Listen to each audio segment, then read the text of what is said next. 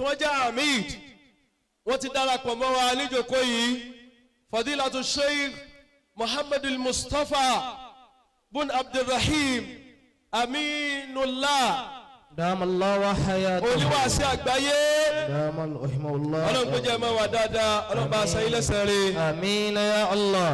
a máa lọ síbi ọ̀dọ̀ bàbá wa the grand cadi of the Kwara State Shari'a Court of Appeal Allah.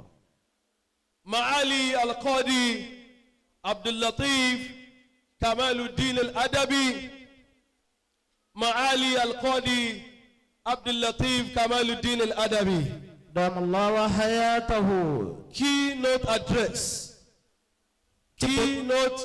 address from our father تبتم فطابت بكل الأد صحبتكم Sheikh Muiz jazakumullah khairan. تاجزيتم ọmọ wálé ìjọba nu ọmọ tó wọ́dọ̀ bàbá rẹ̀ رحمن رضوان nínú àwọn àdàbíyà tí wọ́n jẹ́ striker tẹ́ pé gbogbo ẹ̀já ara àwọn àdàbíyà ni tẹ́ ẹ bá rí wọn bò míì kọ́ má bàjẹ́ wọ́n bá lọ bẹ̀ àdàbíyà ni wọ́n àdàbíyùn kò ó ní bàbá wa ìjọba kò dàrú rárá tẹ́ ẹ bá ti rí bàbá lágbàjì tẹ́ ẹ rí bàbá wa alájà àgbà iṣẹ́ àfa àgbà làwọn méjèèjì tẹ́ ẹ bá ti rí zùmùrà àdàbíyà ni Allah tẹ́ ẹ bá ti rí àdàbíyà ni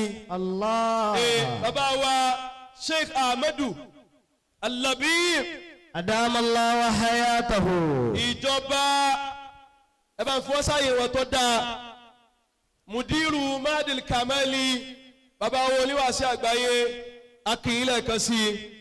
This microphone will be switching over to our father the grand cadi of the Kwara State Shari'a Court of Appeal Maali Al-Qadi Abdul Latif Kamaluddin. Hafizahullahu wa ra'ah.